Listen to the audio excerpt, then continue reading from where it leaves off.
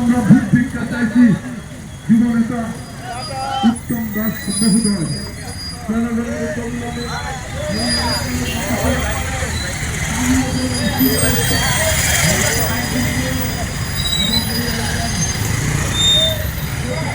Vote ভিক্ষা চাইছি আপনাদের কাছে বন্ধুগণ। আমরা এই বিশাল বাইক র্যালির নেতৃত্বে আছেন বাজারঘাটের সকলের প্রিয় জননেত্রী মৃণাল সরকার মহোদয়া উপস্থিত আছেন, জেলা বিজেপির সভাপতি অসিত ভট্টাচার্য উপস্থিত আছেন, বাজারঘাট মন্ডল সভাপতি।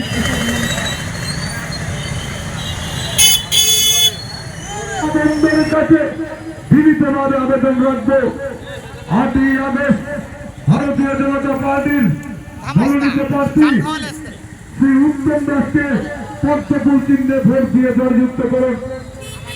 এই এলাকার সমস্ত শুভমন্ত্রী সম্পর্কে আজকের এই মিছিল থেকে আহ্বান রাখছি, উত্তম দাসকে আমাদের জেলা পরিষদের মনোনীত প্রার্থী উত্তম দাসকে একটি বিশাল বাইক র্যালি আপনার বাড়ির সামনে দিয়ে যাবে। 17 নং আসনের প্রত্যেকজন জনগণের কাছে আবেদন রাখবো, আগামী 8ই আগস্ট সকাল সকাল গিয়ে পদ্মফুল চিহ্নে ভোটদান করবেন এবং ভারতীয় জনতা পার্টির হাতকে শক্তিশালী করবেন, মোদিজির হাতকে শক্তিশালী করবেন। আজকে এখান থেকে কী হবে? আজকে এখান থেকে আমার বাজারঘাট বিধানসভার অন্তর্গত 5টি গ্রাম পঞ্চায়েত রয়েছে। 5টি গ্রাম পঞ্চায়েতের বিভিন্ন রাস্তা বাইক র্যালির মাধ্যমে আমরা গণদেবতার কাছে পৌঁছাবো এবং আবেদন রাখবো যেন আগামী 8ই আগস্ট তারা নিজ নিজ ভোট কেন্দ্র গিয়ে ভারতীয় জনতা পার্টির প্রতীক চিহ্ন পদ্মফুল চিহ্নে ভোটদান করে। কতজন আজকে এখানে অংশগ্রহণ করছেন? আজকে আপনারা দেখতে পাচ্ছেন এখানে এই 5টি গ্রাম পঞ্চায়েতের অন্তর্গত 500-600 মিনিমাম বাইক হবে এবং সবাই আপ্লুত যে আগামী 8ই আগস্ট বিজেপিকে আবার পঞ্চায়েতের দখলের জন্য। কে কে উপস্থিত আছে আজকে আমাদের এই বাইক র্যালিতে এই 14 নং বাজারঘাট কেন্দ্রের যিনি জনপ্রিয় বিধায়িকা মৃণাল সরকার আমাদের মধ্যে উপস্থিত আছেন সদর জেলা কমিটির সভাপতি অসীম ভট্টাচার্য মহোদয়, আছেন স্পোর্টস কাউন্সিলের চেয়ারম্যান সুকান্ত ঘোষ মহোদয়, যুব মোর্চার রাজ্য সাধারণ সম্পাদক রানা ঘোষ আমাদের মধ্যে উপস্থিত হবেন, বিভিন্ন ওয়ার্ডের কর্পোরেটরগণ এখানে উপস্থিত আছেন। আচ্ছা, মানুষের কাছে যে যাইতেছো ভোটের জন্য, মানে কি কি বিষয় নিয়ে যাইতেছো? মূলত দেখুন, মানুষের যে মৌলিক চাহিদা এগুলো থাকবেই। মানুষের রাস্তাঘাট, পানীয় জল, সেগুলো আমরা বিগত 6 বছর অনেক করেছি এবং যেগুলো বাকি আছে সেগুলো আগামী দিন আমরা মানুষের চাহিদা পূরণ করব।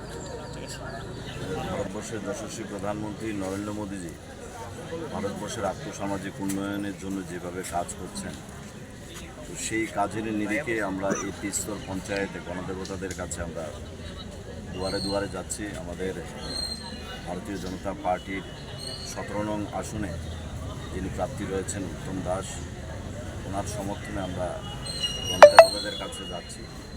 এবং 3 স্তর পঞ্চায়েত হচ্ছে এরকম একটা নির্বাচন যে ভারতবর্ষের যতগুলি নির্বাচন হয় সব নির্বাচনের গুরুত্ব রয়েছে, কিন্তু 3 স্তর পঞ্চায়েতের নির্বাচনের গুরুত্ব অনেক বেশি।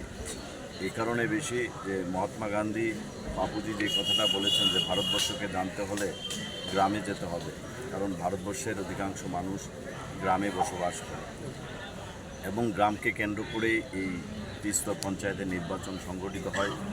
যেই পঞ্চায়েতের নির্বাচনের মধ্য দিয়ে, জনপ্রতিনিধি নির্বাচনের মধ্য দিয়ে গ্রাম বাংলার গ্রাম্য জীবনের আর্থসামাজিক অবস্থা, সেখানে জল, বিদ্যুৎ, রাস্তাঘাট সমস্ত দিক দিয়ে মানুষ যাতে সঠিক পরিষেবা পেতে পারে, তার জন্য আমরা 17 নং ওয়ার্ডের যিনি আমাদের প্রার্থী রয়েছেন উত্তম দাসের সমর্থনে আজকে একটা বিশাল বাইক র্যালি অনুষ্ঠিত হবে। যুব মোর্চার নেতৃত্বে আমাদের মণ্ডল সভাপতি কেশবনন্দন দত্তের নেতৃত্বে এখানে একটা বিরাট একটা বাইক মিছিল অনুষ্ঠিত হবে। এখানে আমাদের কাউন্সিলররা আছে, অলক রায় মহোদয় আছেন, উপহার্যজি আছেন, অন্যান্য কাউন্সিলররা আছেন।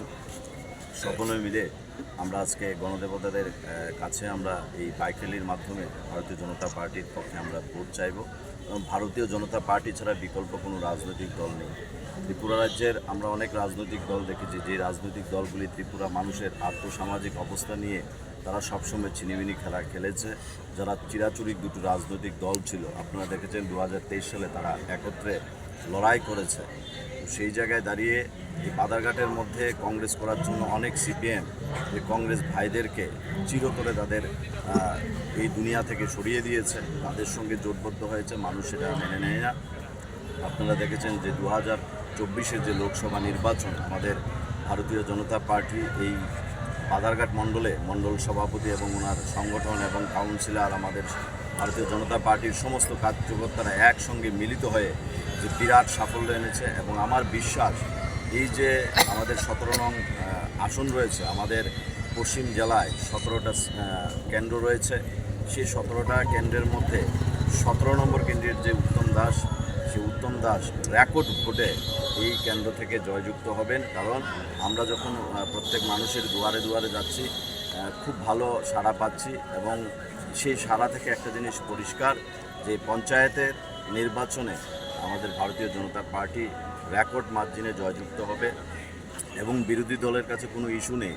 ওরা বিভিন্ন জায়গায় প্রেস মিট করে বলছে যে ভারতীয় জনতা পার্টির যারা কার্যকর্তারা আছে তারা নাকি বিভিন্ন জায়গায় হুমকি দিচ্ছে। আসল কথা, ভারতীয় জনতা পার্টির বিরুদ্ধে কিভাবে লড়াই করবে, যাদের কোনো দলীয় সংগঠনের কোনো ভিত্তি নেই, শুধুমাত্র নিজেদের ব্যবসাকে পরিচালিত করার জন্য, নিজেদের রাজনৈতিক অস্তিত্বকে টিকিয়ে রাখার জন্য যারা লড়াই করছে, তাদের বিরুদ্ধে অনাস্থা বারবার আমাদের ত্রিপুরা রাজ্যের গণদেবতারা দেখিয়েছে। এবং এটা বিশ্বাস যে ত্রিস্তর পঞ্চায়েতের নির্বাচনকে কেন্দ্র করে তারা আগেই বুঝে গেছে যে তাদের যে পরাজয়, সেই পরাজয় দোরগোড়ায় চলে এসছে।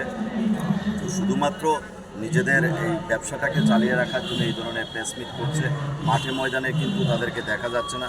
আজকে যদি ভারতীয় জনতা পার্টি যদি ক্যান্ডিডেট না দিত, আজকে কী করে উত্তম দাসের বিরুদ্ধে কংগ্রেস এবং সিপিএম প্রার্থী দিয়েছে। আমরা চাই হেলদি লড়াই হোক, আমরা চাই একটা হেলদি বিরোধী দল থাকুক, আমাদের কাজকর্মের সমালোচনা হোক, হেলদি সমালোচনা হোক। কিন্তু রাজনীতির জন্য রাজনীতি, শুধুমাত্র বিরোধিতা করার জন্য রাজনীতি, সেই বন্ধা রাজনীতিকে এই ত্রিপুরা রাজ্যের মানুষ এই 2018 সালে কবর দিয়েছে। এবং এই ত্রিস্তর পঞ্চায়েতে দেখবেন যে বিশাল জয়, সেই জয়ের পরেই যে কংগ্রেস এবং সিপিএম ত্রিপুরা রাজ্যের অস্তিত্ব থাকবে না, শুধুমাত্র পদ্মফুল থাকবে। আমরা ডেভেলপমেন্ট নিয়ে কাজ করব, আমাদের একটাই ইস্যু, একটাই মোটো ডেভেলপমেন্ট। সেই ডেভেলপমেন্টের উপরে আমরা ভোট চাইছি।